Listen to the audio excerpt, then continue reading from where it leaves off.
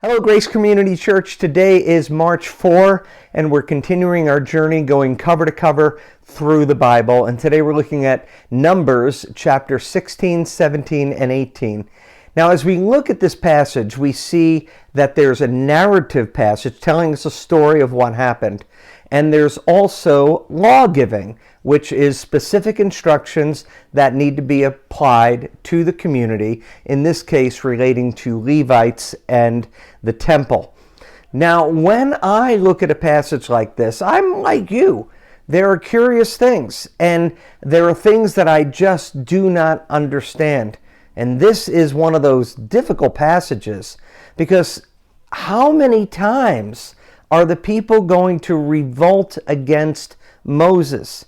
So when I'm going through a passage like this, what I'm trying to do is see, first of all, what happened. Because all these things impact Moses as a leader. They're obviously impacting the people, but there are things that we can learn ourselves in our own journey. And the first I want to touch upon is Korah's rebellion. Now, if you wonder, how could the people protest and do this? After all, hasn't God made it extremely clear that Moses is in the leadership position? Also, what is this deal of wanting to go back to Egypt as if this was some grand place? Now, I want you to think for a moment of looking at the news. In our current news, it is the war against Iran. Do you have an opinion on it? Are there different opinions in the United States? How about ICE?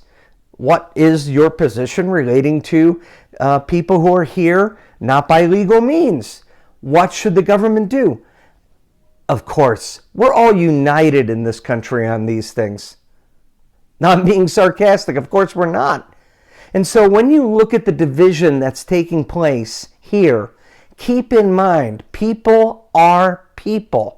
And there is division wherever we go. These people were not any worse than us, and they're not any better than us.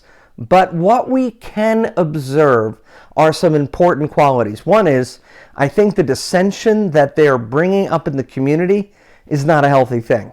And that comes through pretty strongly. But what I want you to see is Moses' attitude. How many times is Moses going before the Lord, prostrating himself before the Lord, saying, Lord, when these people are doing wrong, please don't punish everyone. Now, I honestly don't think the Lord's intention was to punish everyone. I truly believe these are often tests for Moses to see what kind of leader will you be. Will you defend that which is hard to defend? In other words, will you be kind of like a parent who has a child that makes a lot of bad decisions, but you also see the virtue in that child and you want to give that child another chance?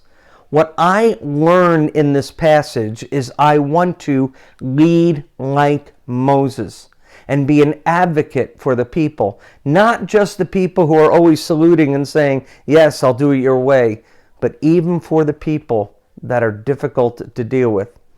So as we move on in the passage, God wants to establish who is in charge in relation to the Levites or the priestly caste.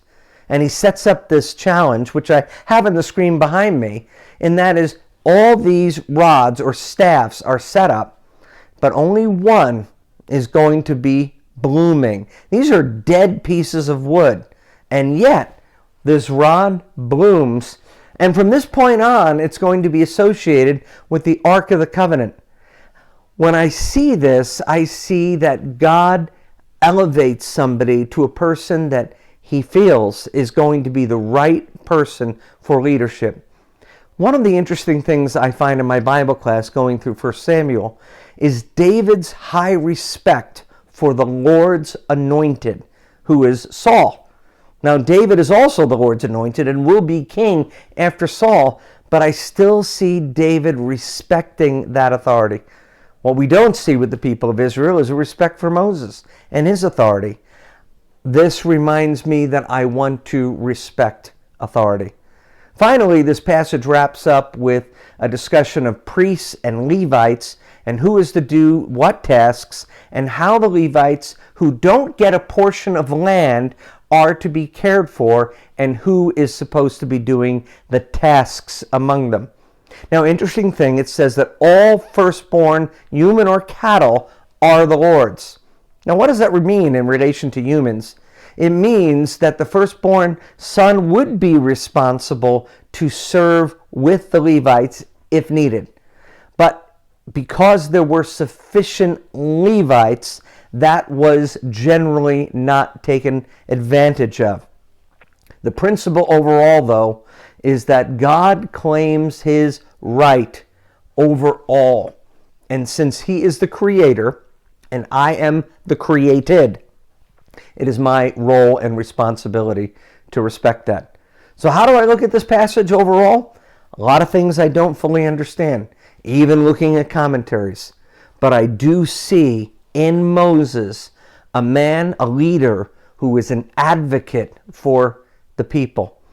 As a pastor of Grace Community Church, it is my goal and my desire to be an advocate for all of us before the Lord, because I love you and I want to see Grace Community Church be the beautiful bride that God has intended for her to be.